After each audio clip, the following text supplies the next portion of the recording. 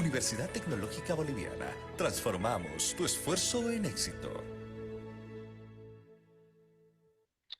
Muy bien, muchas gracias, ingeniera Casas, por la bienvenida. Muchas gracias a todos por estar presentes, tomarse un tiempito para poder escuchar y compartir un poco de información, de retroalimentar un poco de información acerca de la neurociencia, la educación y, por supuesto, la tecnología. Entonces, para no quitar mucho tiempo, empezaremos con la presentación.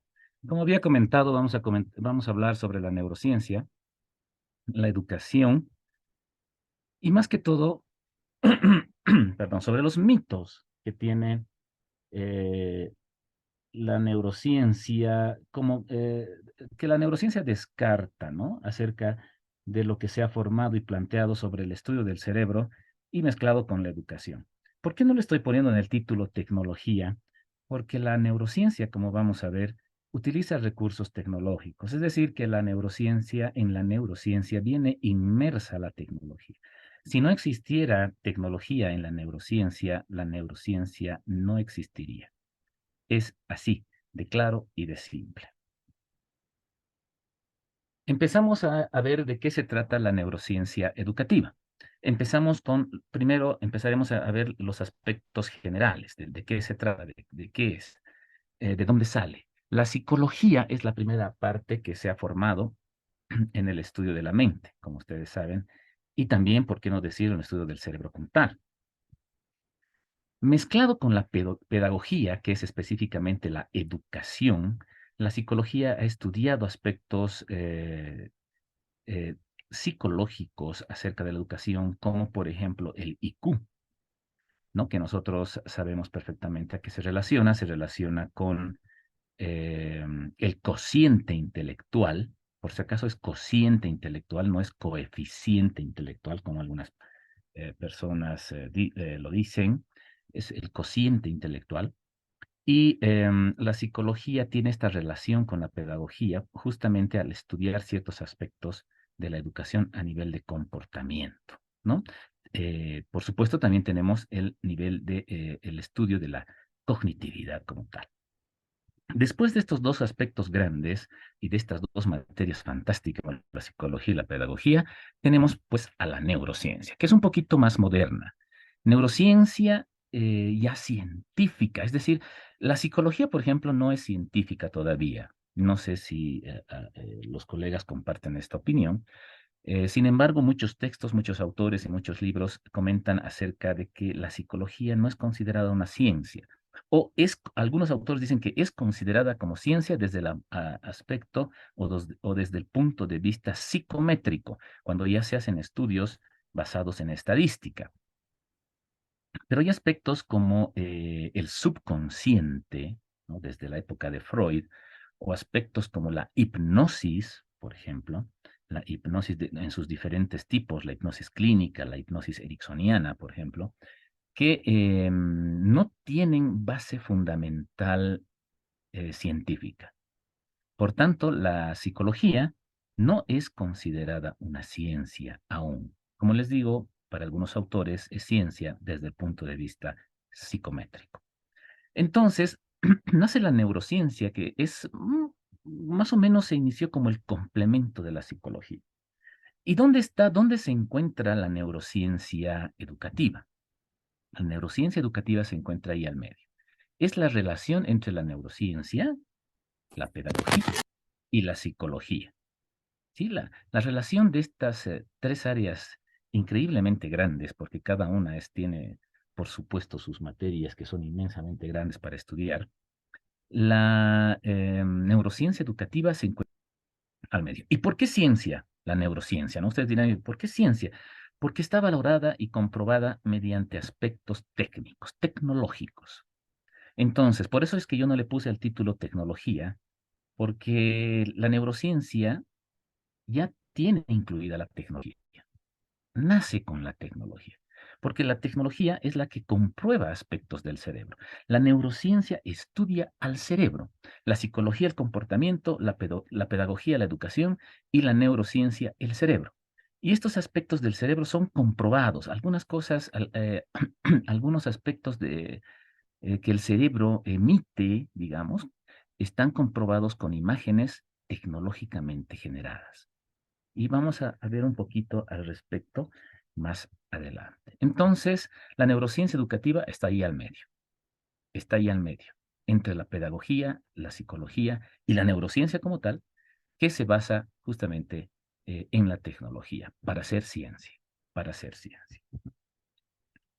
A ver, hablando un poco de mitos, em, entraremos a algunos que son muy interesantes, ¿no? ¿Qué materias son troncales? ¿Qué materias son troncales? ¿Habrán materias troncales? Por ejemplo, en escuela, en colegio nos han enseñado que hay materias troncales como matemáticas, literatura. Cada carrera tiene sus materias troncales, decimos son las materias de repente más complicadas o las que más se van a utilizar. Y la neurociencia desmiente un poco esto. Un neuromito. El ejercicio físico, por ejemplo, ahí vemos estudiantes haciendo ejercicio. Las artes, ¿no? Los artistas, músicos, pintores, y el juego no son relevantes para el aprendizaje, para la educación.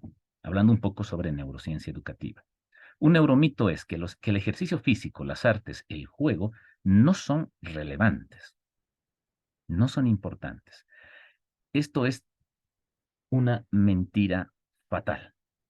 En realidad, la materia del futuro, estimados colegas, es la educación física, el ejercicio físico y, por supuesto, el juego y las artes.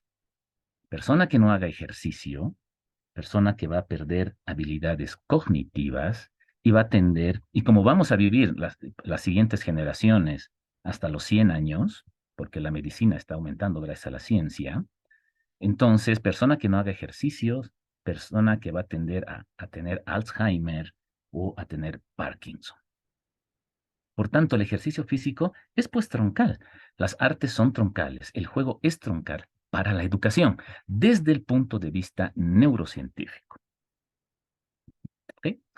Por ejemplo, la educación física mejora la plasticidad sináptica. El cerebro es plástico. El cerebro se transforma, ¿no? Entonces, la educación física fortalece las conexiones neuronales, que nos permiten aprender, por supuesto.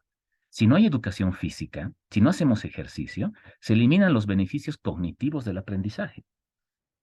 Por tanto, por lo menos, pues si no hacemos ejercicios una vez a la semana, por lo menos, vamos a perder plasticidad sináptica. Es decir, nuestras neuronas no se van a poder conectar. No se van a poder conectar. Y esto implica perder varios beneficios cognitivos de aprendizaje. ¿Ok? Entonces, una cosa muy importante es que la educación física mejora la plasticidad sináptica, fortalece las conexiones neuronales. ¿Qué más hace el ejercicio físico? Genera nuevas neuronas en el hipocampo. Bueno, no solamente en el hipocampo, ¿no? Hace la neurogénesis, es otro aspecto fundamental. Si bien la plasticidad nos dice que el cerebro es plástico, que se puede transformar incluso a nivel de comportamientos, la neurogénesis nos dice que nosotros podemos generar nuevas neuronas. Y esto es increíble, se ha estudiado recientemente y se sabe recientemente que nosotros podemos producir neuronas hasta el último día que podemos vivir, que vivamos. ¿Sí? Perdemos 2.000 neuronas al día. Cada uno de ustedes pierden 2.000 neuronas al día. O sea que mañana van a tener 2.000 neuronas ya perdidas, por si acaso, ¿no? Entonces, de repente mañana ya no son tan inteligentes como hoy, ¿ok? Pero para poder generar más neuronas, tienen que hacer ejercicio. ¿Sí? La educación física genera nuevas neuronas. Y en el hipocampo específicamente es bueno. ¿Por qué? Porque la neurogénesis hace que en el hipocampo podamos nosotros construir, mejorar el aspecto de la memoria, por ejemplo. El aspecto de la memoria. Sí, el hipocampo es una especie de caballito de mar que tenemos en el cerebro y que regula la memoria. Entonces, hay que hacer ejercicio. Pero no solamente pues los que estamos hablando acá. Si estamos hablando de neurociencia educativa, tenemos que hacerles hacer ejercicio a los alumnos también. Y los alumnos que me están escuchando, que tal vez hay algún invitado, también tienen que hacer ejercicios. Antes de entrar a clases, tenemos que hacerles mover a estos alumnos. Hay que hacer un poco de movimiento, ¿sí? ¿Qué más hace la educación física? Aumenta la vascularidad cerebral. ¿Qué quiere decir? Que aumentamos la irrigación de sangre a todo el cerebro. No se olviden que por la sangre se transporta el oxígeno. Por tanto, se aumenta la sangre hacia las neuronas y facilita la llegada de nutrientes hacia las neuronas, que por supuesto mejoran el funcionamiento. Entonces, señores, es importante, muy, muy, muy importante hacer educación física, tener el movimiento para poder aumentar la vascularidad cerebral. Implicaciones educativas. A ver, decíamos, en resumidas cuentas, puesto que el movimiento está asociado con nuestro propio proceso de desarrollo cerebral, no deberíamos desaprovechar los beneficios derivados de esto. Hay que hacerles hacer ejercicio a los alumnos, a nuestros alumnos. Tenemos que hacerles hacer movimiento. Pausar un poco las clases cada 15 minutos para que ellos puedan moverse un poco, no estar sentados y tiesos mirando al docente de forma rígida. Tenemos que hacerles mover un poquito. Sí, el movimiento es esencial, esencial. Entonces, primer neuromito, ¿no? Descalificado por la neurociencia. Ok. Aprender por todos los canales. ¿Sabían algo sobre los canales? Decían, ¿no? Tenemos que aprender por tres tipos de canales, ¿no? Un neuromito. Aprendemos mejor cuando la información que recibimos está acorde de nuestro estilo de aprendizaje. Por ejemplo, el visual, ¿no? El visual. Hay algunos alumnos que aprenden mejor, bueno, entre comillas, de forma visual, es decir, con videos o en la pizarra. Eso es lo que decían. La neurociencia está desmitificando esto. Es un neuromito para la neurociencia, ¿sí? Hay algunos alumnos que son auditivos, ¿no? Que aprenden mejor escuchando algún cuento, leyéndoles algún libro, ¿verdad? Decíamos eso también. O algunos alumnos aprenden mejor haciendo, kinestésicos. No, hay bastante información que nos dice que esto realmente eh, tiene bases científicas. Hay bastante información, ¿no? Entonces pero es un neuromito, enseguida vemos por qué. Es un neuromito, o sea, no es el aprendizaje, no podemos categorizar a los alumnos y nosotros mismos como visuales, auditivos o kinestésicos, porque la neurociencia dice que en realidad aprendemos de las tres maneras al mismo tiempo. O sea, somos visuales, auditivos y kinestésicos, a la vez, al mismo tiempo. ¿Sí? Pero hay algo bien interesante, les decía que esto tiene una base científica fundamental. Por ejemplo, aquí hay una tabla que les estoy mostrando de números de profesores en cada país, por ejemplo, Reino Unido, Holanda, Turquía, Grecia y China, piensan que realmente, la mayoría piensa, y como pueden ver, que esto de lo visual, auditivo y kinestésico es cierto, arriba de 90 las afirmaciones. Entonces, hay cierta base científica que realmente comprueba que esto es así. Pero la neurociencia dice que no. Dice que usamos las tres cosas al mismo tiempo. Somos visuales, auditivos y kinestésicos. ¿Por qué se toma en cuenta mucho el tema este de la visualización, del ser auditivo, del ser kinestésico? Porque los sentidos son las entradas del conocimiento. Los sentidos nos han protegido, nos han ayudado y nos han ayudado a evolucionar, ¿verdad? Si nosotros estábamos parados frente a un tigre, no nos quedábamos pensando, pues el tigre me atacará, ¿no? ¿Será que me come? No, corríamos porque la información nos entraba por los ojos y decíamos, este tigre me va a matar, así que mejor corro. Y así aprendíamos y así hemos evolucionado. Hemos aprendido de forma visual, de forma auditiva. Entre los diferentes estilos de aprendizaje del que la psicología ha estudiado desde hace mucho tiempo, se encuentra la psicología cognitiva. Y la psicología cognitiva, desde sus primeros años de estudio sobre la educación, ¿no? Ha estudiado la cognitividad desde el punto de vista de los sentidos, visual, auditivo y kinestésico, que por eso es que goza de mayor popularidad. Por eso es que goza de mayor popularidad. Entonces nosotros lo tomamos como verdad. Realmente nosotros aprendemos de forma visual, de forma auditiva y kinestésica. Pensamos que está separado, pero no es así. La psicología lo ha separado en su momento. Sin embargo, la neurociencia ahora nos dice que no. Nos dice que las tres cosas se conectan al mismo tiempo y nuestro cerebro funciona con las tres cosas a la vez. Reflexiones sobre este mito. A ver, dar el sentido es la clave. ¿Por qué? Si yo les muestro esto, por si acaso vuelvo a mostrar, si yo les muestro esto, F igual Marata por Tur, si yo solamente les hablara, digamos así, F igual Marata por Tur, si solamente les hablara, supuestamente todos los que son auditivos en este momento, todos los que están escuchando, entenderían de qué se trata. F igual Marata por Tur. Pero yo les apuesto que ahorita no me han entendido de qué se trata. Si les muestro F igual Marata por Tur, los visuales entenderían de lo que se trata. Por supuesto que tampoco los visuales entenderían de lo que se trata, solamente leerían y dirían F igual a Marata por Tur. No habría un sentido. Por tanto, no podemos categorizar de que el aprendizaje está relacionado directamente con lo auditivo o con lo visual. Peor, los kinestésicos no pueden tocar esto. F igual Marata por Tur, no lo pueden tocar. Por tanto, ellos tampoco podrían aprender de qué se trata. Solamente se aprende si es que tú le pones sentido a lo que se está leyendo y a lo que se está escuchando o a lo que se está tocando. Si no, no tendría el sentido racional. ¿Ok? Entonces, es por eso que esto realmente es un mito. ¿Sí? No aprendemos de forma visual, auditiva y kinestésica específicamente, si no le damos un sentido. El sentido es clave.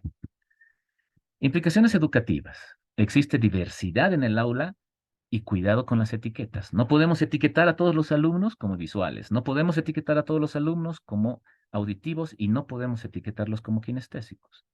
Por ejemplo, nosotros en el proyecto de Sabio, que han visto los videos al principio, hemos utilizado las inteligencias múltiples de Howard Gardner y, por ejemplo, si un alumno es musical, obviamente para poder leer las notas tiene que ser pues visual, o para leer la letra de una canción tiene que ser visual. Por defecto, si es musical, tiene que ser auditivo. ¿No? Y si va a tocar algún instrumento, tiene que ser kinestésico, o para manejar el micrófono tiene que tener kinestesia. Por tanto, este alumno que es musical tiene que tener las tres cosas. Es kinestésico, visual y auditivo. ¿Ok? Entonces, las inteligencias múltiples nos ha enseñado esto, ¿no? Que en realidad en cada inteligencia múltiple se encuentran las tres actividades en su conjunto. Por tanto, no podemos etiquetarlos únicamente a los estudiantes como visuales, kinestésicos o auditivos. No podemos. Entran las tres cosas al mismo tiempo y tenemos que darle un sentido para que se pueda aprender de buena manera, de buena forma. No es solamente mostrarles un video, hay que darles el sentido. No es solamente leer algo, hay que darles el sentido. Y también en clases hay que mostrarles un video, hay que leerles y hay que hacerles practicar, porque aprendemos de las tres maneras al mismo tiempo. ¿Aprendemos solo con la novedad? ¿Será eso cierto? A ver, veremos el neuromito. Neuromito. Para aprender es necesario movernos en nuestra zona de confort. Es decir, algunos dicen, ¿no? Mientras más te especializas en lo que dominas, entonces mejor aprendes. Cuando te sientes en tu zona de confort, entonces tú vas a aprender mejor y vas a lograr ser un experto. Esto no es del todo cierto. Es un neuromito. Mientras más cosas podamos transversalizar a lo que tú sabes, mejor aprendes. Mejor aprendes. Pero estas cosas que transversalizas tienen que ver también con lo que dominas. Es decir, lo que dominas tiene que ser un complemento a las otras materias que estás transversalizando. ¿Ok? Entonces, aprendemos de la novedad, aprendemos solo de la novedad nos ayuda al aprendizaje, nos ayuda, claro que sí. Mecanismos para que se logre aprender. A ver, vamos a ver. Tiene que haber la ilusión, por supuesto. Si no hay ilusión, no se aprende. Ilusionar implica soñar. Ilusionarse implica soñar. Como cuando estás enamorado, ¿no? Te ilusionas. ¿Eso es nuevo, novedoso? Claro que sí, es novedoso. No perder la capacidad de asombro. Con el tiempo, no sé por qué pasa esto, ¿no? Cuando somos niños nos asombra todo. Hasta cuando somos adolescentes, un poquito, hasta los 12, 13 años, nos asombra todo. Pero con el tiempo se tiende a perder la capacidad de asombro. No tenemos que perder la capacidad de asombro. Siempre nos tiene que asombrar algo nuevo. ¿Eso es novedoso? Por supuesto que es novedoso. Curiosidad y aprendizaje. Por supuesto, la curiosidad. El aprendizaje, el aprender comienza con la curiosidad y el deseo de saber. Por supuesto que sí. ¿Es novedoso? Claro que sí, la curiosidad nos lleva a algo nuevo. Mantener la atención. ¿Cómo podemos mantener la atención en nuestros alumnos? Con preguntas abiertas, con retos, con tareas activas, metáforas, incongruencias e historias como formas de mantener la atención. Historias, metáforas. Ahí podemos ver en la imagen por alumnos aburriéndose. Si un alumno se aburre, pues no atiende. Su cerebro debe estar pensando en alguna otra cosa. Y si no participa, pues porque simplemente no tiene asombro, no le interesa, no hay curiosidad o no hay ilusión en lo que está aprendiendo. Nosotros como docentes tenemos que cumplir con estos 4 requisitos importantes. Y entonces, preguntas abiertas, retos, tareas activas, metáforas, incongruencias, historias, para poder mantener la atención de nuestros alumnos. Implicaciones educativas. Los seres humanos recordamos mejor lo que ocurre al principio, por lo que al comienzo de la clase es el momento que hay que aprovechar, no es un momento que hay que aprovechar. Cuando empezamos la clase, cuando empieza la clase, es el momento en el que un alumno más recuerda. Entonces, si nosotros al empezar la clase les decimos, a ver, recordaremos un poquito lo que estábamos viendo la clase anterior, el alumno, el cerebro del alumno, como que va a bajar un poquito en el tema de la atención, neurocientíficamente hablando, por supuesto. ¿Sí? Entonces, al inicio de clases, es el momento propicio para enseñar nuevas cosas, porque este punto, este comienzo en la clase, es cuando más se recuerda. El alumno va a recordar más el principio de la clase. Entonces hay que aprovecharlo de mejor manera. ¿Sí? Y por supuesto, si se habla pues de algo novedoso que le interese, que le cause sensación, por supuesto que el alumno va a aprender y se va a quedar en su cabeza la información que le están dando. Utilizamos 2 hemisferios, tenemos 2 mentes, ¿será esto correcto? 2 hemisferios, 2 mentes. Decíamos que tenemos el hemisferio derecho, el hemisferio izquierdo, ¿verdad? ¿Cuál será el neuromito acá? Hay que guiar la enseñanza según el hemisferio cerebral predominante. Ahí están. Tenemos los hemisferios cerebrales. El izquierdo es el de los números, símbolos, lógica, matemática, expresión, lectura, escritura, razonamiento.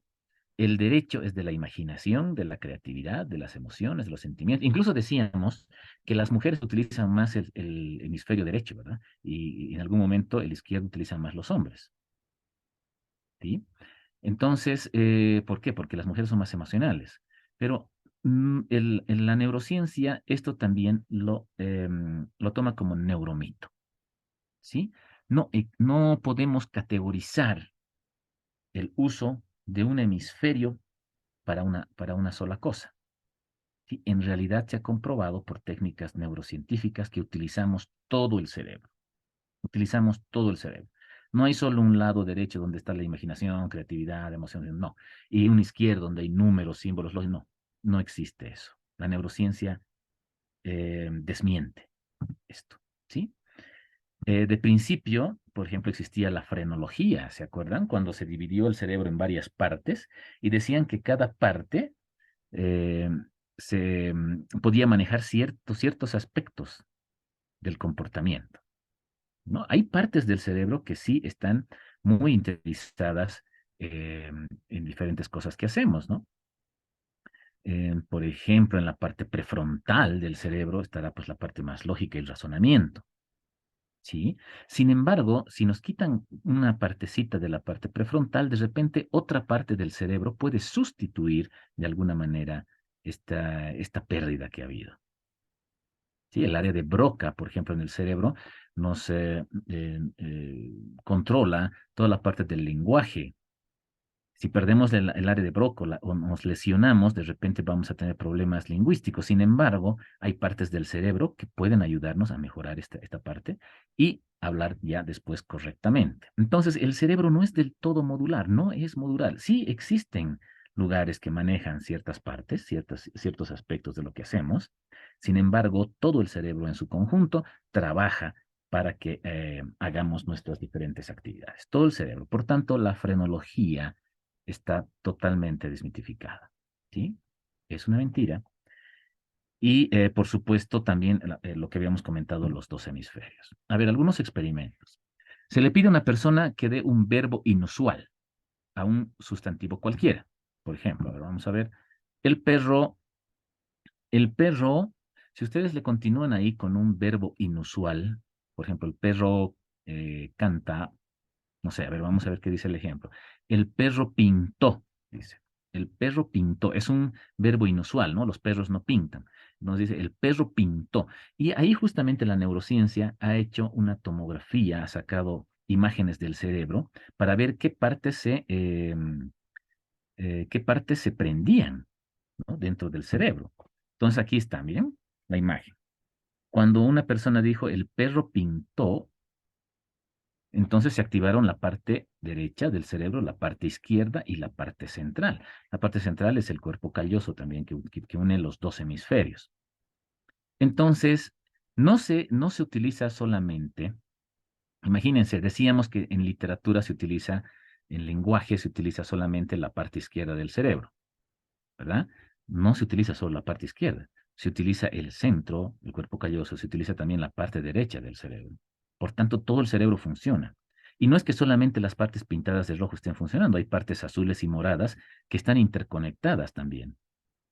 Entonces, eso quiere decir que todo el cerebro funciona para hacer el proceso del perro pintó. Sí, esto está neurocientíficamente comprobado. ¿Ok? Entonces, no usamos solo la parte derecha, no usamos solo la parte izquierda, eso es un mito. Este libro, estimados colegas, estimados estudiantes, amigos y todos los que nos están escuchando, El cerebro matemático de Stanislas Dehaene, es bastante interesante. Espero que la puedan descargar, búsquenla por internet, ¿no? Nos muestra cómo las neuronas funcionan dentro del aspecto o dentro del contexto matemático. Es bastante interesante. Se los recomiendo para que puedan leer. Los ingenieros que me están escuchando, para que vean cómo sus alumnos, al estudiar matemáticas o al hacer matemáticas con ellos, cómo funciona su cerebro como tal. Me decían si realmente es necesario aprender el comportamiento del cerebro para dar clases. Por supuesto que sí. Hay algunas personas que me comentaban, me decían, es necesario aprender el comportamiento, aprender cómo se maneja el cerebro en los alumnos para dar clases. Por supuesto que sí. Es totalmente necesario. Totalmente necesario. En este libro del cerebro matemático, recordamos, a ver nuevamente, tenemos supuestamente dos hemisferios. Tenemos el hemisferio izquierdo y tenemos el hemisferio derecho, ¿no? De izquierdo, números, simbología, lógica, escritura, lenguaje, y el derecho, imaginación, emociones, etcétera, ¿no? Pero en el cerebro matemático hay una parte muy interesante, que es esta, donde nos muestra cómo se activa el cerebro en las matemáticas. Cuando hablamos de matemáticas, que está en color rojo, los cerebritos ahí en izquierda y derecha que están en rojo, o sea, se está viendo, en la parte izquierda se ve el cerebro visto de abajo, y en la parte derecha se ve el cerebro visto de arriba. ¿Ok? Cuando hablamos de matemáticas, que son los cerebros que están con color rojo, miren qué lugares se activan. Se activa desde el parietal, el occipital, la parte frontal. Se activa todo el cerebro prácticamente. Cuando escribimos números y pensamos en números, son los cerebros que están en color verde. También se activa la parte occipital, se activa la parte temporal, la parte frontal y la parte central. Y cuando hacemos algún cálculo matemático, es decir, cuando multiplicamos y qué sé yo, hacemos algún cálculo matemático, es lo que está en azul, los dos cerebros que están en azul, a la izquierda y derecho. De igual forma, se activa el lado de la parte prefrontal, temporal, parietal, occipital. Entonces trabaja todo el cerebro. No trabaja solamente pues el lado izquierdo del cerebro, como nos dicen, ¿verdad? Como está acá. Acá no dice el cerebro izquierdo trabaja, bueno, no. La neurociencia nos dice, no, trabaja todo el cerebro. Sí, y la parte amarilla, que ustedes ven la parte central amarilla, es la intersección de todos estos, del rojo, del verde y del amarillo. Por tanto, el cerebro trabaja en su conjunto, no solamente un hemisferio del cerebro. ¿Sí? Así funciona el cerebro de nuestros alumnos y de todos nosotros, de todos ustedes, incluyendo el mío, ¿no? Ok, entonces, lean este libro, estimados colegas, muy interesante. Les animo a que lo puedan ver y hay muchos otros aspectos más que toca acerca de las matemáticas y el cerebro y qué partes se activan. Es bastante interesante. A ver, otro mito. Más es menos. Veremos. ¿Qué dice el neuromito? Cuantas más horas estamos en la escuela, más aprendemos. ¿Será cierto? Más horas en la escuela, más aprendemos. ¿Será que no tenemos que descansar? Bueno, no sé, a ver, veremos qué más tenemos. Dice, cuantas más horas estamos en la escuela, más aprendemos. A ver, aquí hay otro libro interesante, algunos experimentos. Dice, a ver, es el libro de Barry Schwartz, ¿por qué más es menos? La tiranía de la abundancia. Aquí hay una parte muy interesante que habla acerca del cerebro y de los estudiantes cuando estudian mucho tiempo, o la teoría del tiempo, cuando es mucho, ¿sí? Abundante, ¿no? Por eso dice la tiranía de la abundancia. No siempre dedicarse, o sea, también Gabriel García Márquez decía eso, ¿no? No podemos ser intelectuales las 24 horas del día, ¿verdad? De eso se trata la tiranía de la abundancia. Espero que también este libro lo puedan descargar. Si no lo pueden descargar, avísenme para que podamos compartirlo mediante el Departamento de Investigación, los dos libros, si ustedes lo puedan tener. También va a estar en la biblioteca de la página web del Departamento de Investigación para que lo puedan descargar. ¿Por qué más es menos? ¿Sí? Pasarse de exigente genera infelicidad. Pucha, y algunos docentes que son exigentes, ¿qué dirán al respecto? Te decía, ¿en serio? Pasarse de exigente genera infelicidad. Sí, esto nos dice la neurociencia. A veces también somos exigentes con nuestros propios hijos, ¿no? Nos pasamos de exigentes, los matoneamos para que estudien. O tal vez a nosotros, de repente, si tiene alguna unidad, eh, nuestra generación, nuestros papás, pues nos matoneaban, ¿no? Nos enseñaban a golpes, incluso a veces matemáticas o algunas materias. Los mismos profesores eran exigentes, pero pasarse de exigente genera infelicidad. Eso nos dice la neurociencia. Señores, por favor, a tomarlo en cuenta. Tener muchas opciones puede ser peor que disponer de pocas. Hay un refrán al respecto, ¿no? Dice, el que mucho abarca, poco aprieta. A veces tener muchas opciones puede ser peor que disponer de pocas. Otra vez, la tiranía de la abundancia. En las tesis decimos también eso, ¿no? Cuando eres tutor de tesis o revisor, dices, escucha, no abarques mucho en tu tesis porque te va a costar esto, ¿no? O sea, no lo abarques. Da algo más puntual que puedas manejar, ¿verdad? Tomar una decisión entre varias opciones necesita esfuerzo. Por supuesto, mientras más grande es lo que estás estudiando, más esfuerzo es, pues porque tu cerebro gasta bastante energía, ¿sí?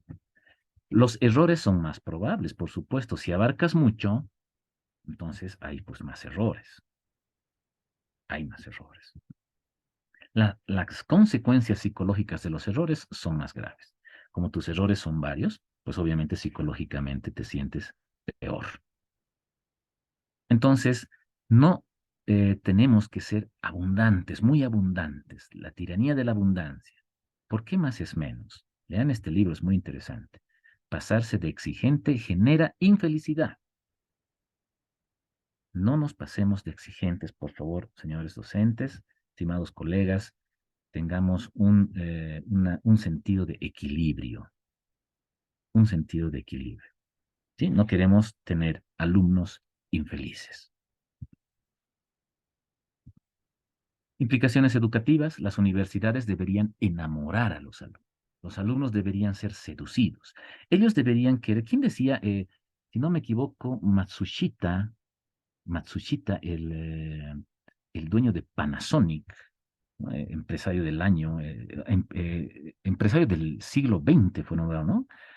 El dueño de Panasonic, él decía que para tener una buena empresa, tiene que ser una empresa basada en temas como la religión, ¿no? O sea, eh, decía que hay que comparar la empresa como la religión. ¿Cómo la religión llama a las personas? Una persona quiere ir a la iglesia en esas épocas, ¿no? Quería orar, quería rezar, quería tener dioses. De esa manera, un trabajador tiene que ir a su trabajo, eso decía Matsushita, ¿no? Lo mismo tiene que pasar con los universitarios, ¿no?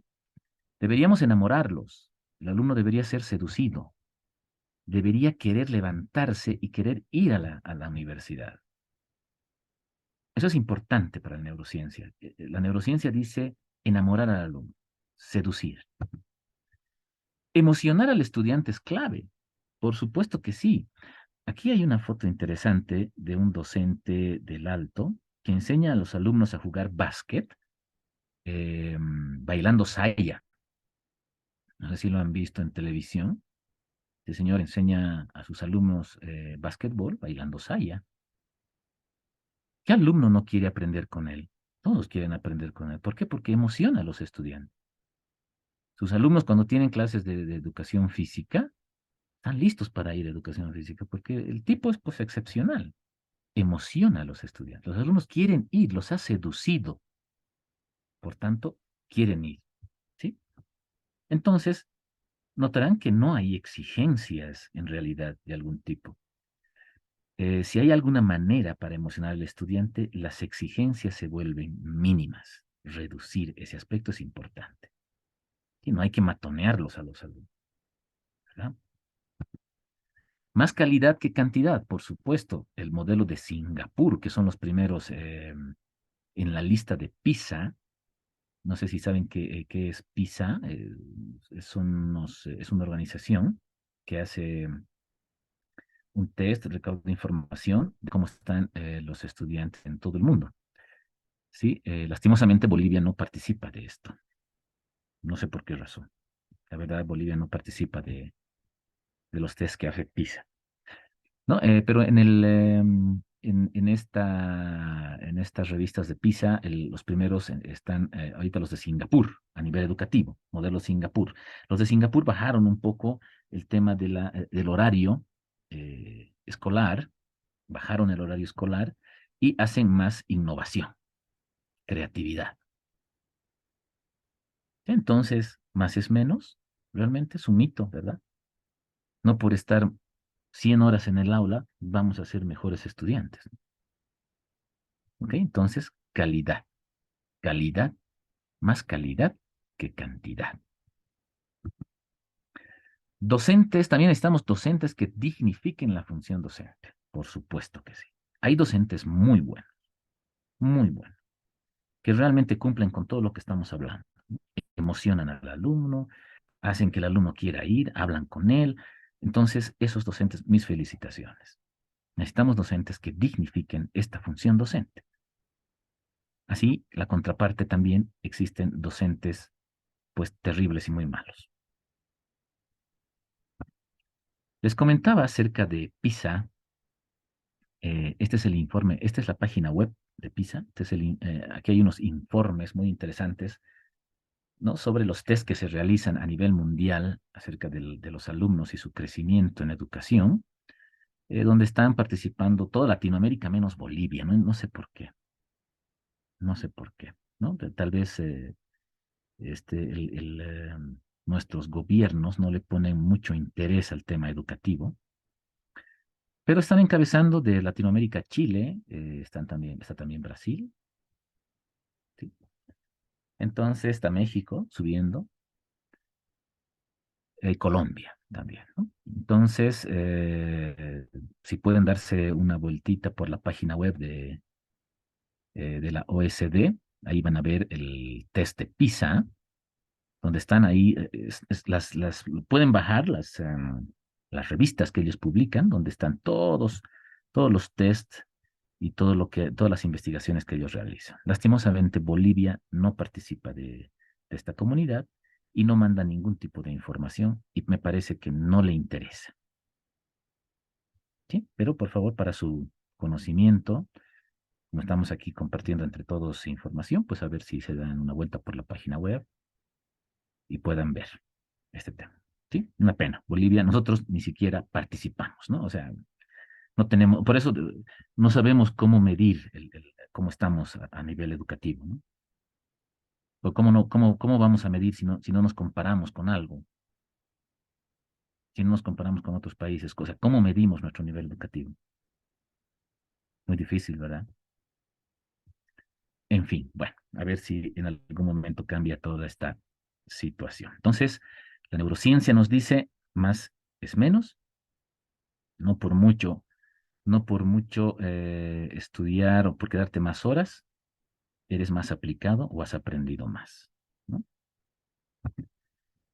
La educación es una cuestión muy seria, ¿será? La educación es una cuestión muy seria.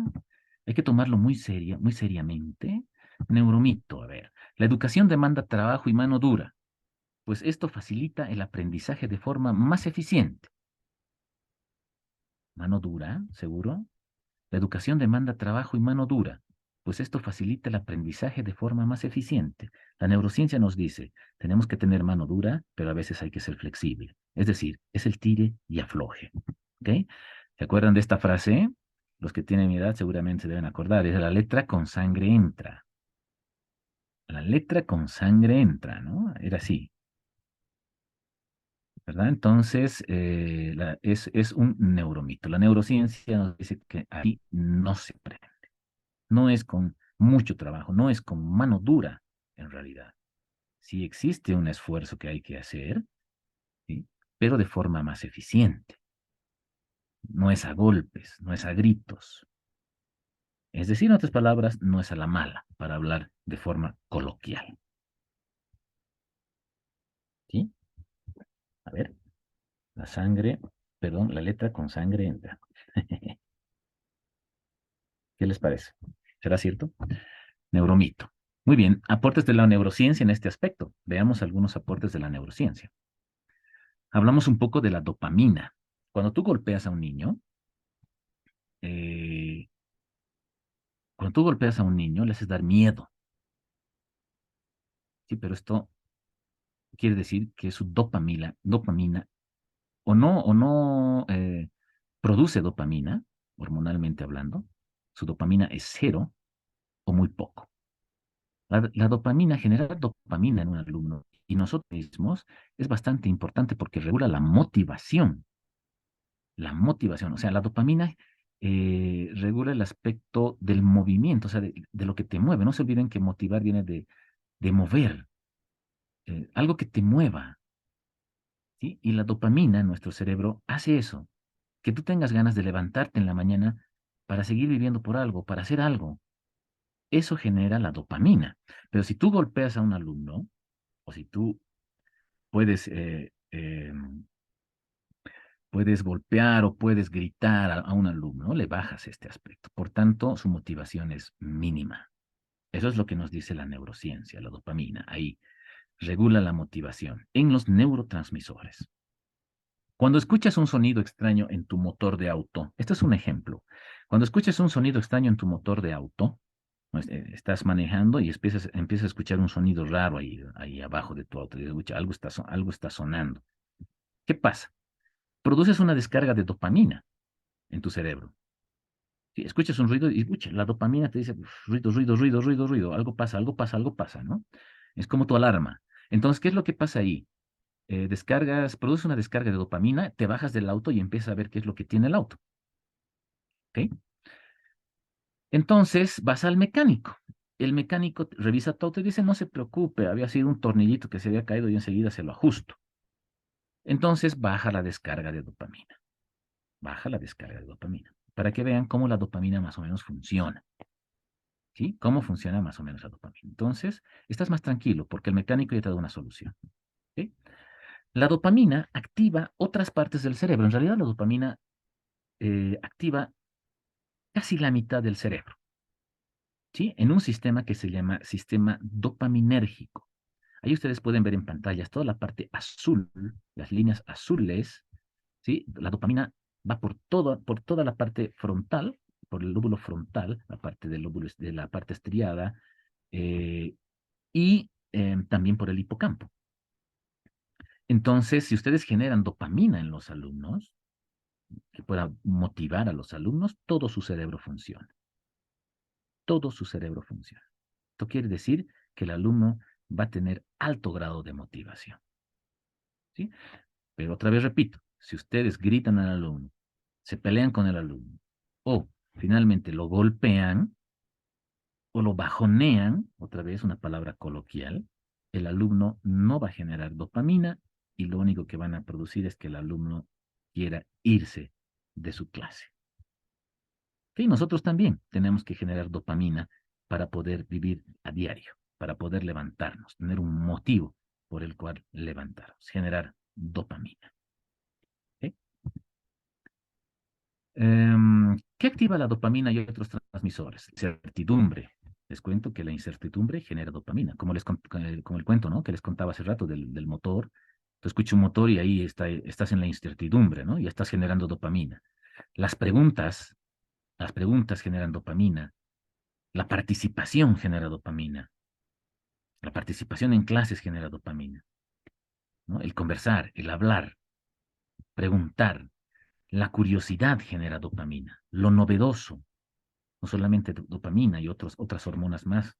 Sí, solamente estamos tocando la dopamina por el ejemplo.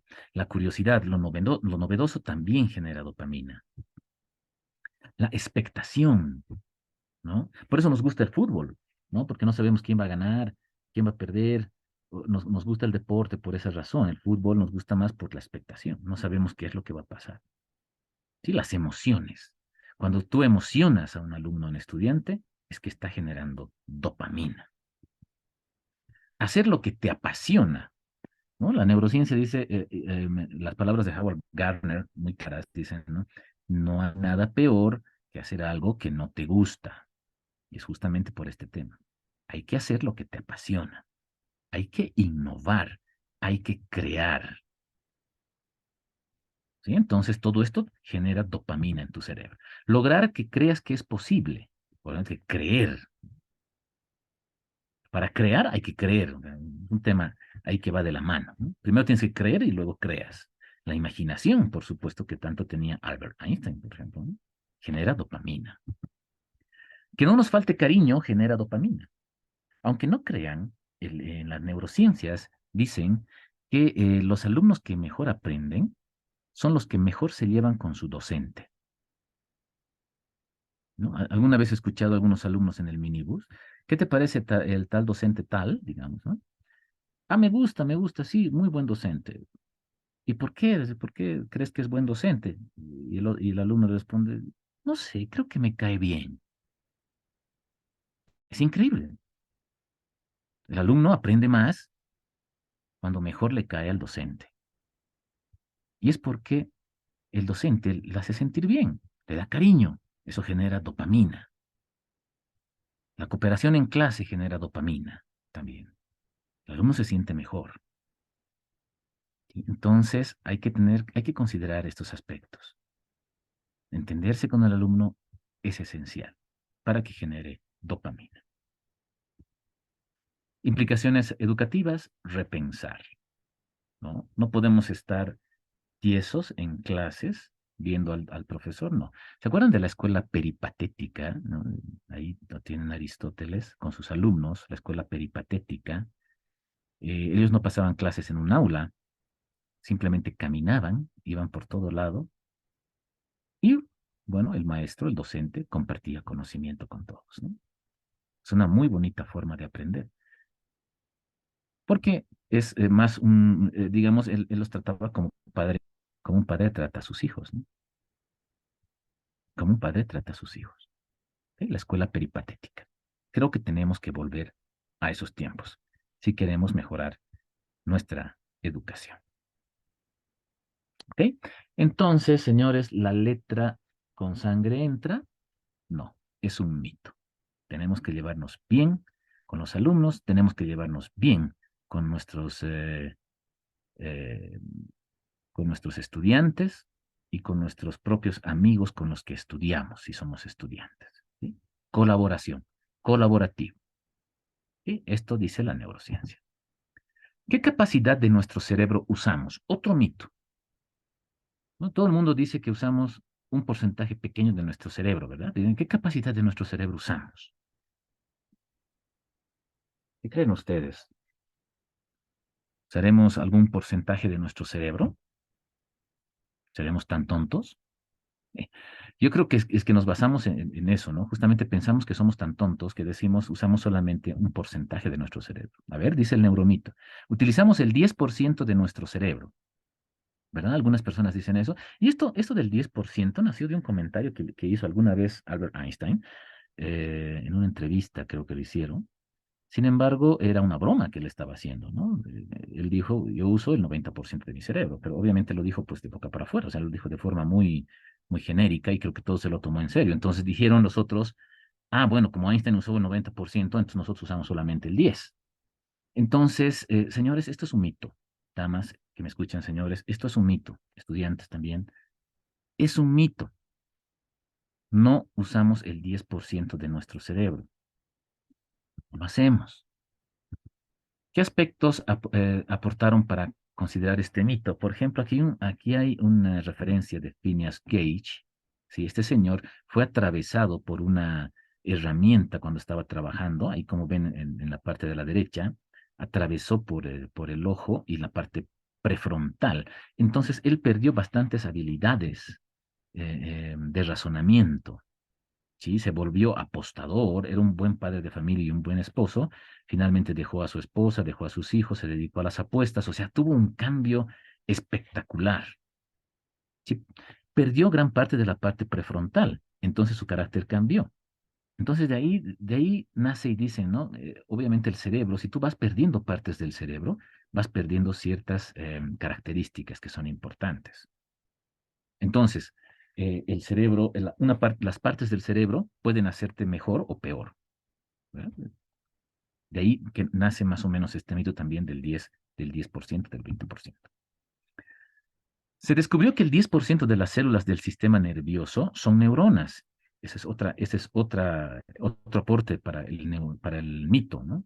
Dice, se descubrió que el 10% de las células del sistema nervioso son neuronas y el otro 90% son células gliales. Es decir, del 100% de células que tenemos en el cerebro, 10% son neuronas. Y como 10% son neuronas, solamente usamos el 10% pues, para poder pensar. El 90% son células gliales. Pero en realidad la neurociencia ahora ha comprobado que las células gliales pues, aportan al conocimiento, aportan al aprendizaje, aportan a la memoria. ¿Sí? Entonces, esto es, por supuesto, un mito. ¿Sí? Por supuesto que sí. Las células gliales aportan al mantenimiento también de las mismas neuronas, ya que es súper necesario, unas con otras. Tanto las células gliales como las neuronas aportan al conocimiento y al saber. Si no sabemos cuál es el 100%, ¿cómo sabemos cuál es el 10%? No puede ser que, digamos, estoy usando el 10% de mi cerebro, de la capacidad de mi cerebro, cuando no sabemos cuál es el 100% de la capacidad de tu cerebro. No sabemos hasta ahorita cuál es la capacidad total que tiene el cerebro. Pero la neurociencia nos da un dato muy interesante al respecto. Las neurociencias nos dicen que utilizamos, increíblemente, el 100% de nuestro cerebro. Mire, aquí tenemos PET, tomografía por emisión de positrones. Las técnicas de grabación de unidades individuales demuestran que la mayoría de las células están activas la mayor parte del tiempo. Otra vez repito, las técnicas de grabación de unidades individuales demuestran que la mayoría de las células están activas la mayor parte del tiempo. No hay evidencia de áreas inactivas. Como les decía hace rato, cuando haces una actividad, todo el cerebro funciona. Por tanto, utilizamos pues el 100% de nuestro cerebro. Utilizamos el 100% de la capacidad de nuestro cerebro. Cuando hacemos cualquier actividad, cuando estamos leyendo, cuando estamos jugando, cuando estamos comiendo, utilizamos el 100% de nuestro cerebro, porque la mayoría de las células están activas, la mayor parte del tiempo. Todo el tiempo está funcionando las neuronas, están funcionando todo el tiempo. Por tanto, utilizamos el 100% todo el tiempo. Eso es lo que nos dice la neurociencia. Bajo ese contexto es que utilizamos el 100% de nuestro cerebro. Otra cosa es que no utilicemos nuestros talentos para beneficio propio o no, digamos, desarrollemos nuestros talentos. Eso es muy diferente a decir que utilizamos solamente el 10% de nuestro cerebro. Por tanto, señores, la neurociencia nos dice que utilizamos todo el tiempo el 100% de nuestro cerebro por imágenes tomográficas, ¿no? Ahí tienen la tomografía por emisión de positrones. Eso se llama PET. Enseguida vamos a hablar un poquito de las tecnologías, ya al finalizar esta pequeña charla. Entonces, nos quedaremos con esto. La neurociencia nos dice que utilizamos todo el tiempo todas las neuronas que tenemos, todas las neuronas y las células gliales. Por tanto, utilizamos todo el tiempo el 100% de nuestro cerebro. Pero otra cosa es que no estemos desarrollando adecuadamente nuestros talentos. Es más, algunas personas y algunos estudiantes no saben qué talentos tienen. Según la Gallup de Estados Unidos, tenemos 5 talentos que ellos han podido detectar. Entonces, cada uno de ustedes tendrá 5 talentos que son diferentes a los de otra persona. El que no sepamos desarrollar nuestros talentos es otra cosa, pero nuestro cerebro funciona al 100% todo el tiempo. El cerebro es un órgano complejo que utiliza el 100% de su capacidad en la realización de tareas y la neurociencia respalda esta afirmación. Ahí está, se los dejo. ¿Sí? Se los dejo para que ustedes puedan ver. Repito, el cerebro es un órgano complejo que utiliza el 100% de su capacidad en la realización de tareas y la neurociencia respalda esa afirmación. Por tanto, señores, no es que utilicemos el 10%, el 20%, no, utilizamos el 100% todo el tiempo. ¿Sí? Otra cosa es que no desarrollamos nuestros talentos, que es una cosa muy diferente. Acá tenemos este libro, que es bastante interesante, Understanding the Brain. Usamos el 100% en las tareas, ¿y ahora qué hacemos? Y de este libro, que también es muy interesante, que espero que lo puedan bajar. Saber que utilizamos el 100% de nuestro cerebro debería abrir las puertas a la curiosidad, ¿verdad? ¿No es así? Ahora ya saben todos ustedes que utilizamos el 100% de nuestro cerebro, o sea, nuestras neuronas están activas todo el tiempo, no descansan las trabajadoras, así que usamos nuestra capacidad todo el tiempo. The Birth of Learning Science. Hay que bajar este texto, es muy bueno. Y aquí de este texto les voy a leer una metáfora muy interesante. Dice, ¿no? Imaginemos que un grupo de alumnos que se llaman a sí mismos los exploradores quieren hacer un viaje alrededor del mundo. Bien, lo primero que tienen que hacer es conocer el mundo, por supuesto, ¿no? Y después decidir las rutas. ¿Cómo conozco el mundo? ¿Cómo conocemos el mundo? A alguien se le ocurre traer un globo terráqueo al aula y lo traen. Ahí está el globo terráqueo, como están viendo ahí en la imagen. Bien, primera aproximación. Ya tenemos el mundo. Y a un explorador se le ocurre preguntar, ¿y cómo sabemos que el mundo es así? ¿Cómo es que sabemos que el mundo es así? Y otro explorador le responde y dice, pues porque es una bola del mundo hecha a escala. Esto simplemente es una bola del mundo hecha a escala. Cualquiera puede hacerla. Y otro dice, se le enciende una lucecita y dice, entonces nosotros podemos hacer una maqueta de la Tierra. ¿Y por qué no la hacemos? Y ese grupo de exploradores construye una maqueta de la Tierra. Ahí como ven en pantalla, construyen una maqueta de la Tierra, el grupo de exploradores. En el camino, Han soñado con recorrer el mundo, han viajado por países, han trabajado la paz y los muros que construimos, han aprendido matemáticas, han aprendido geometría, sociales, medios naturales, idiomas, geografía, han aprendido lenguas. Y al final del curso, han invitado a sus familias a recorrer con ellos el mundo en el viaje más apasionante que han vivido. Y sus cerebros han funcionado al 100%. ¿Ok? Espero que lean este libro, es bastante interesante y nos dice que realmente el cerebro funciona al 100%. Así que siéntanse felices, tenemos nuestro cerebro que funciona al 100%, a no ser que, claro, haya alguna persona que se haya accidentado y perdido alguna parte del cerebro. Sí, pero la mayoría de nosotros tenemos el cerebro completo y ahora sabemos que funciona al 100%. Otra cosa es que no desarrollemos nuestros talentos y nuestras habilidades al 100%. Eso es otra cosa, pero nuestros cerebros funcionan a la perfección. ¿Ok? Por supuesto, bajo el contexto de la neurociencia. ¿Se necesitará el sueño? Ya vamos terminando esta parte. ¿Se necesitará el sueño? Neuromito. Si es posible, deberíamos trasnocharnos estudiando. ¿Será correcto? ¿Será correcto? Si es posible, deberíamos trasnocharnos para estudiar. No es correcto. Es un neuromito dentro del contexto de la neurociencia. No sé si alguien conoce el cronotipo de la alondra, del búho y del colibrí. El sueño en el adolescente, a ver, vamos a ver un poquito hablando de estudiantes, ¿no? El cronotipo alondra son personas que tienen más energía por la mañana, ¿sí? Las alondras son personas que tienen más energía por la mañana. El colibrí son personas que tienen flexibilidad intermedia, o sea, pueden estar bien tanto en la mañana como en la noche. Y esos son los colibríes. A la derecha ustedes pueden ver ahí, hay un búho y hay un colibrí, ¿no? O una alondra. Y el cronotipo del búho son personas que tienen más energía en las noches. Los adolescentes tienen cronotipo del búho. Nuestros estudiantes tienen cronotipo del búho. Es necesario conocer qué tipo de cronotipo tienen nuestros estudiantes. Y nosotros mismos. Y nosotros mismos. ¿Cuándo nos sentimos mejor? ¿En la mañana, en la tarde, en la noche? Son personas, dice el cronotipo del búho, que tienen más energía en las noches. El adolescente debe dormir por lo menos 9 horas por el tema hormonal. Por lo menos 9 horas debe dormir el adolescente.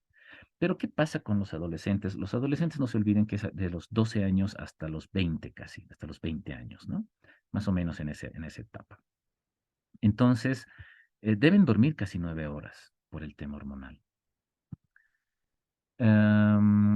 Hay tecnologías al respecto. Estamos hablando ahora, ya les he mostrado algunas tomografías y les he mostrado PET. Ahora les estoy mostrando unas señales medio extrañas, ¿no? Unas rayitas, ustedes ven. Esto se llama electroencefalografía, ¿sí? Cuando ustedes tienden a dormir, pasan por 4 fases. Ahí podemos ver la fase 1, fase 2, fase 3, fase 4 y finalmente la fase REM, donde ya están completamente dormidos. El REM significa que están moviendo los ojos. Van a notar que cuando una persona duerme empieza a mover los ojos y se está durmiendo profundamente. La fase 1, 2, 3, 4 son fases que uno pasa necesariamente para poder dormir. Lo que ustedes están viendo como NREM significa sin movimiento ocular. Es decir, en la fase 1, 2, 3, 4 no movemos los ojos. En la fase REM ya empezamos a mover los ojos, ¿no? En la fase quinta, es decir, que ya estamos en sueño profundo. Entonces, en la fase 4 es en la que el adolescente tiene problemas. A ver, dice, miren, justo la fase REM 4 se reduce en el adolescente. Por tanto, tiene problemas para dormir. Tiene problemas para dormir. Se queda en la fase 4. No puede entrar a sueño profundo. Esto tiene repercusiones negativas, no solo conductualmente, sino en el rendimiento académico. ¿Sí? O sea, como no duermen bien, entonces su conducta es pues terrible y tampoco rinden bien académicamente. Pero ¿qué es lo que hacemos nosotros? Pues como los chicos tienen esta tendencia que habíamos hablado hace rato del cronotipo del búho, están pues más despiertos en la noche, ¿sí? Y están más despiertos en la noche y en la mañana, cuando entran a estudiar a las 8 de la mañana, 8:30, pues están durmiendo. Y aparte que no duermen bien, como pueden ver acá en la fase 4, se quedan, no duermen bien, entonces sus conductas son pues eh, conductualmente son negativas y el rendimiento académico es pobre. Tienen problemas de memoria y problemas de atención. Tenemos que interpretar por qué estos alumnos no están durmiendo bien o por qué están cansados, por qué se notan cansados. Tal vez no están durmiendo las horas necesarias, las 9 horas necesarias, las 9 horas necesarias. Algunas estadísticas. A ver, ahí esto se sacó igual de un texto, dice, ¿a qué hora sueles acostarte? Esto le preguntaron a algunos alumnos y dicen, la mayoría de los alumnos han respondido y dicen, más tarde de las 12, eso más de paso, ¿no? Porque como están activos de noche, entonces duermen después de las 12 de la noche. Y la otra pregunta que les dicen es, ¿te sientes cansado cuando te levantas? Y la mayoría dice sí, por supuesto, que está al lado izquierdo, ¿no? La mayoría dice sí, se sienten cansados. Por supuesto que sí se sienten cansados, porque duermen después de las 12 de la noche. No llegan a dormir completamente, se quedan en la fase 4 del sueño NREM. ¿No? Entonces, en la mañana pues están durmiendo en clases. Entonces, hay que entender estas cosas para poder complementar las clases que se dan a nivel de docentes. Como padres de familia también es necesario que entendamos estos temas, ¿sí? Y por nosotros mismos también, ¿no? ¿En qué horario nos sentimos mejor? Implicaciones educativas. Esto sería bueno tomar en cuenta el retrasar los horarios de clases. Nunca se han hecho estos estudios. No sé si se habrán hecho estos estudios en Bolivia, si el Ministerio de Educación habrá hecho estudios acerca del sueño. Retrasar los horarios de clase sería ideal. Que los alumnos entren 9 de la mañana, no sé, 9:30, porque si duermen después de las 12 tendrían que descansar 9 horas por lo menos, hasta las 9 de la mañana. Entonces, un horario de ingreso sería interesante, incluso me atrevería a decir 10 de la mañana, ¿no? Entonces, yo digo desde el punto de vista, como siempre, de lo que estamos hablando, neurociencias educativas, ¿no? Entonces, retrasar el horario de clases debería ser eh, necesario y tomado en cuenta por las autoridades educativas respectivas. Las aulas bien iluminadas tienen efecto beneficioso. Reduce la melatonina. Es otra hormona que interviene en el sueño, la melatonina. Las aulas bien iluminadas tienen efecto beneficioso. El docente debe asumir que su ritmo de sueño no coincide con el de sus alumnos. Por supuesto, el docente es pues mucho mayor que el alumno. Por tanto, el docente estará en la etapa del colibrí, el alumno estará en la etapa del búho. Por tanto, no coincidimos. Entonces, no los podemos matonear tampoco desde ese punto de vista a los alumnos, ¿sí? Y si vemos que algún alumno esté durmiendo en clases, debe ser por algún motivo. No está durmiendo bien, está durmiendo tarde, no concilia el sueño. No sé, habrá que preguntarle. Si el alumno está durmiendo en clases, deberá ser atendido también por su docente, ¿no? Ahí entra la etapa docente que es muy necesaria. Por supuesto, también con nuestros hijos. Por supuesto, también con nuestros hijos y familiares. ¿Ok? Entonces, todo esto desde el punto de vista neurocientífico. Muy bien, voy a hacer un resumen de estos otros mitos. Ya no voy a hablar mucho de estos mitos, no los voy a detallar, simplemente los voy a mostrar. Hay un neuromito que dice, escuchar música de Mozart nos hace más inteligentes y mejora nuestro aprendizaje. A esto le han llamado el efecto Mozart y se ha estudiado mucho, mucho, mucho. Incluso hay algunos institutos de inglés que te hacen escuchar música y te dicen que vas a aprender mejor. Totalmente es un mito desde el contexto de la neurociencia. Sí, es un mito. Miren ahí una señora en la foto, está embarazada y le está haciendo escuchar a su bebé música, ¿no? Tiene sí otras implicancias, pero dentro del punto de vista del aprendizaje, es un mito. ¿Escuchar música de Mozart nos hace más inteligentes? No, es un mito. ¿Y mejora nuestro aprendizaje? Pues no, es un mito. ¿Ok? Yo me acuerdo Antes había el método Silva, había de control mental, me acuerdo, y utilizaba música de Mozart a una cierta frecuencia para ver qué repercusiones había con el aprendizaje y con la mejora de la inteligencia. Sin embargo, es un tema muy, muy largo de, mm, de estudiar, digno de una investigación, ¿sí? Pero la neurociencia, desde ya les digo, lo toma como mito, ¿sí? Lo toma como mito. A ver, otro mito. La práctica de movimientos corporales simples de la gimnasia cerebral, hay personas que dicen que puede hacerse gimnasia cerebral al utilizar las manos, ¿no? Así como está haciendo en pantallas, como pueden ver. Dice, mejora la integración de las funciones cerebrales en el hemisferio izquierdo. En el hemisferio izquierdo y del derecho, ¿sí? Entonces, la gimnasia cerebral también es otro mito, también es otro mito, ¿no?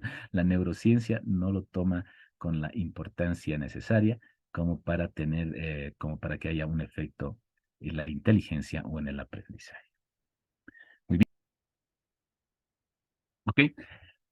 Ya para concluir, estimados colegas, esta pequeña charla, em, el compartir el conocimiento acerca de neurociencia, educación y tecnología, terminaremos hablando sobre tecnología. ¿Les parece? Me hicieron una pregunta interesante por WhatsApp. Eh, Me indican qué pasa eh, si utilizamos solamente, digamos, si estamos acostumbrados a utilizar solamente la mano derecha o solamente la mano izquierda en el tema del cerebro. ¿Cómo lo ve esto la neurociencia? La neurociencia dice que si quieres manejar, digamos, bueno, desde ya nos dice que cuando hacemos una actividad manejamos todo el cerebro, ¿verdad? Al 100%. Pero podríamos también inducir al manejo de otras partes del cerebro, de algunas partes que no se hayan activado, utilizando la mano izquierda, por ejemplo, si somos derechos. Les doy un ejemplo, por ejemplo, si nos lavamos los dientes con la mano derecha, ¿no? Sería bueno que combinemos algún día lavarnos con la mano izquierda los dientes, para que algunas partes del cerebro se activen, algunas partes que no se hayan activado, ¿sí? Cuando es muy repetitiva una acción, se activan las mismas partes del cerebro. Entonces, si nosotros, digamos, nos lavamos los dientes con la mano izquierda, activamos otras partes que no se activaban normalmente. ¿Ok? Eso nos dice la neurociencia. Muy bien, a ver, hablaremos ahora un poquito sobre algunas tecnologías que les acabo de mostrar. Por ejemplo, tenemos PET, ¿no? La neurociencia se basa en estas tecnologías, por cierto, son imágenes más que todo del cerebro, que recién nomás, hace unos 10 años, 15 años, no se podía ver bien. Tenemos el PET, tomografía por emisión de positrones. Ahí ustedes están viendo de qué se trata esto. Si ustedes ven ven un círculo, ¿verdad? Un aparato ahí en la cabeza de la persona que se está haciendo esta tomografía, ese círculo, ese aparato, lo que hace es captar luz, capta emisión de fotones, ¿sí? Como este mismo tomógrafo emite positrones, chocan con los electrones del cerebro y al saltar estos electrones emiten fotones y estos fotones son pues luz.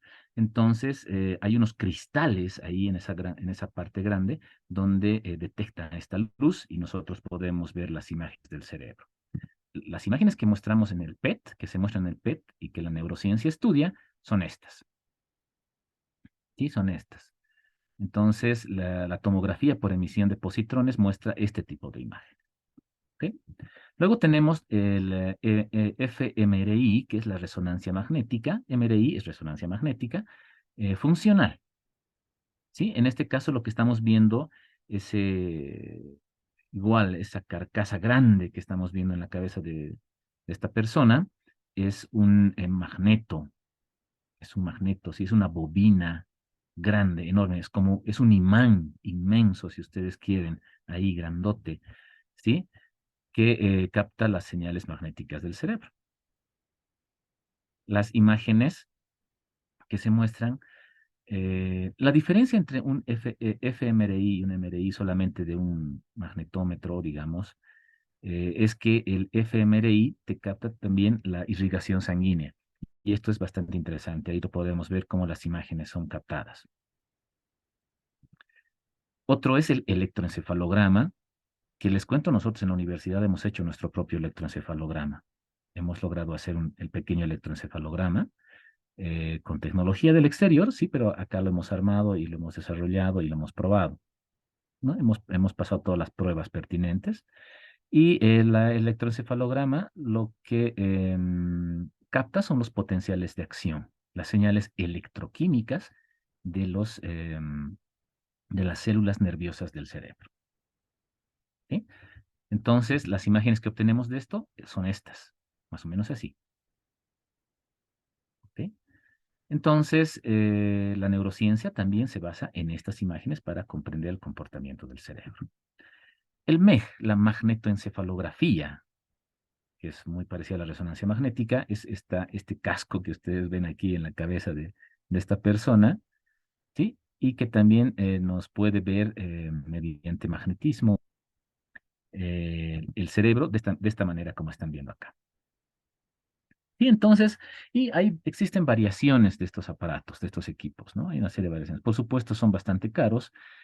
A lo que se puede acceder, como hemos hecho nosotros en el Departamento de Investigación, es al electroencefalograma, que, por ejemplo, nosotros lo hemos utilizado para hacer una investigación y sacar un producto que ya lo estamos dando a la sociedad, que se llama Sabio. ¿Sí? Entonces, hay variaciones de estos equipos, sin embargo, esto es lo básico, y la neurociencia, por eso es ciencia, porque obviamente se basa en estas imágenes concretas que se pueden medir y nos pueden decir cómo funciona el cerebro. ¿Sí? Ok, les voy a hablar un poquito, ya para despedirnos, estimados colegas, les voy a hablar del proyecto Sabio. Ustedes están viendo ahí una cinta.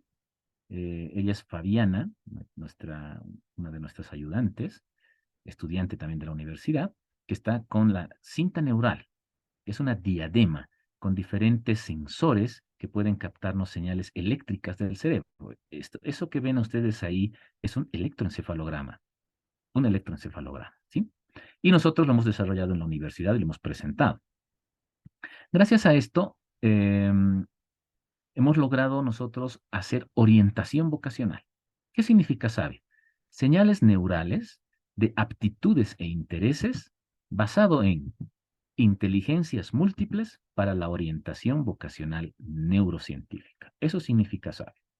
Nosotros captamos señales neurales, ¿sí?, de aptitudes, de intereses, basados en inteligencias múltiples. Les hablaba de la teoría de Howard Gardner de las 8 inteligencias múltiples. Hemos hablado de la parte musical, por ejemplo, en la inteligencia musical.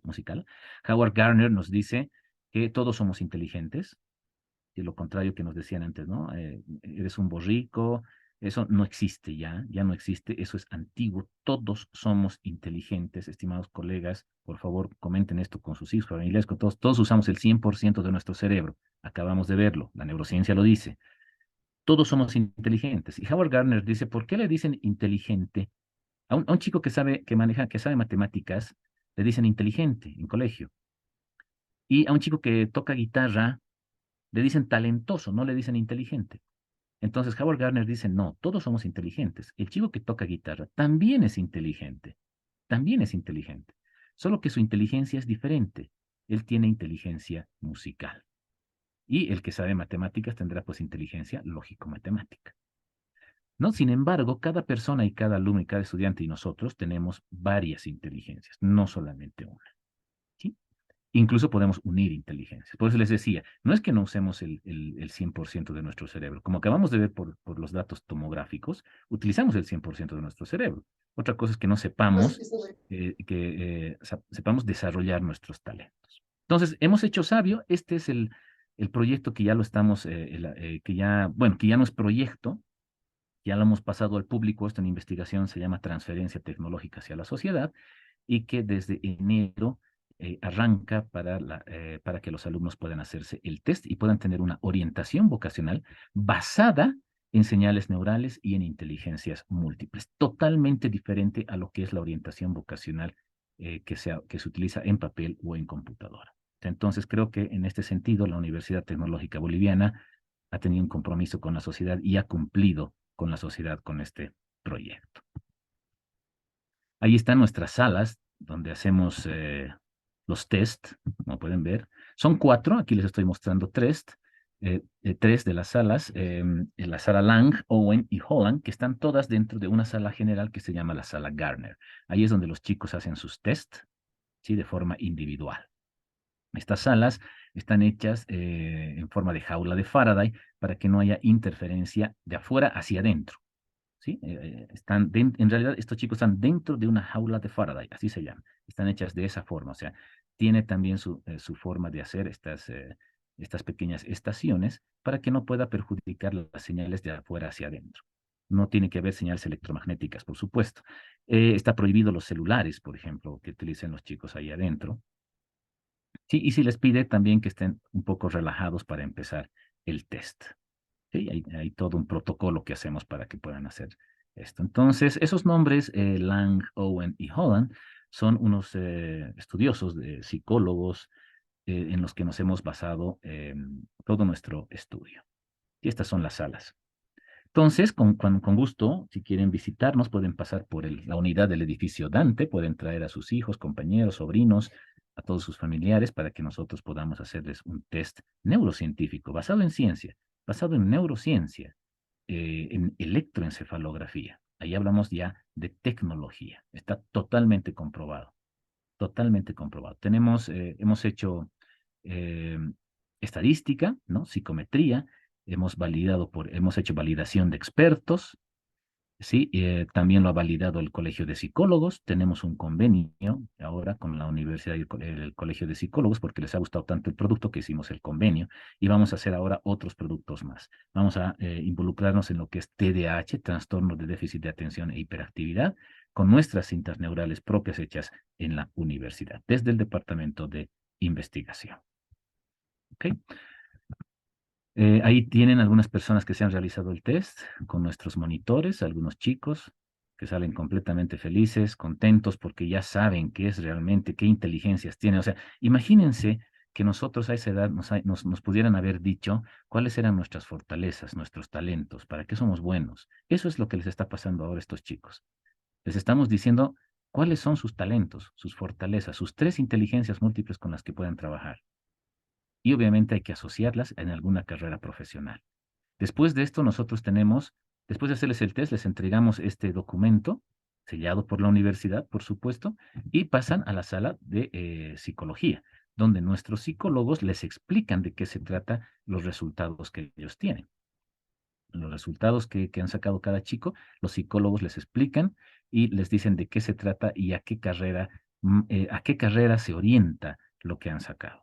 No está, esto no es, digamos, no está proyectado hacia las carreras de la universidad, por si acaso, no es una estrategia de marketing.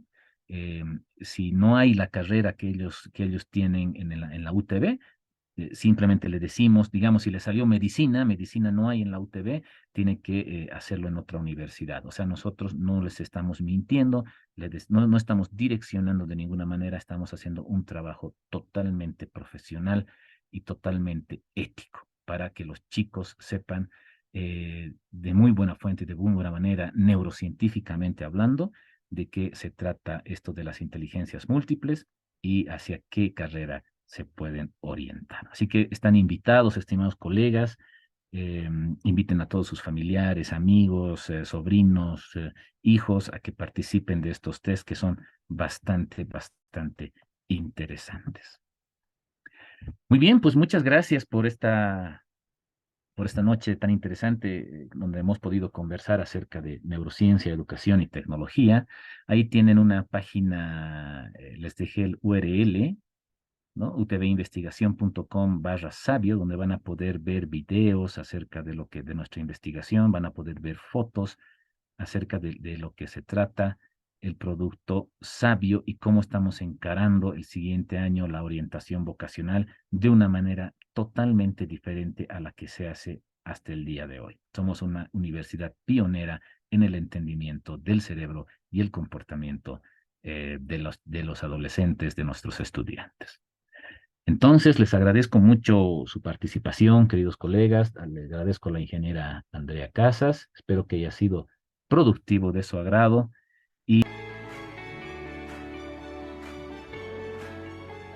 Universidad Tecnológica Boliviana. Transformamos tu esfuerzo en éxito.